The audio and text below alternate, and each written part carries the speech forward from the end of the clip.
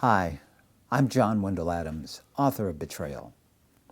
You're probably asking yourself the question, why should I buy this book?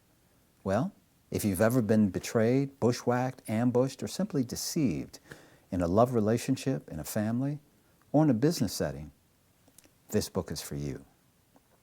Jack Alexander is the main character of Betrayal. He's greatly influenced by his relationship with his parents.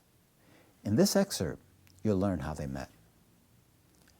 The same friends from work later introduced Sean to gambling and drinking. One Saturday, they took him to a racetrack, explaining the betting rules, and he decided to give it a try.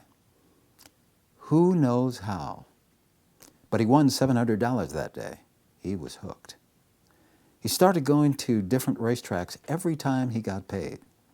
In spite of his later reversal of fortune and losing money, he continued to gamble. His introduction to drinking hard liquor soon followed. No one ever told him about safe limits until he drank too much and puked his guts out. It was at this stage of his life that he met Jack's mother. Jack's mother, Vivian, moved back to Detroit, completed her bachelor's degree, and took a job as a dressmaker, a fashion designer for Fox Designers. They were in the heart of downtown Detroit. She'd been fortunate to find an apartment, a third-floor walk-up, which was a 12-minute bus ride to work.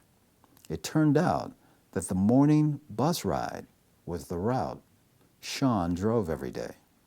Vivian never noticed him, but Sean saw her the very first day she boarded his bus. She was so striking, he had to turn away, fearful that he'd start staring. Her hazel eyes were lovely and intelligent. She walked confidently with her head held up high. Not a strand of her shining brown hair was mussed or out of place. She was dressed in a dark brown skirt and jacket and a soft beige blouse. He made a point of saying hello to her every day, starting that first day that he saw her. Vivian didn't make anything of it and rarely responded. One rainy morning, Vivian left her apartment without her umbrella. When she realized she'd left it, she couldn't go back and get it without being late for work. By the time she boarded the bus, she was soaked. Sean seized the opportunity.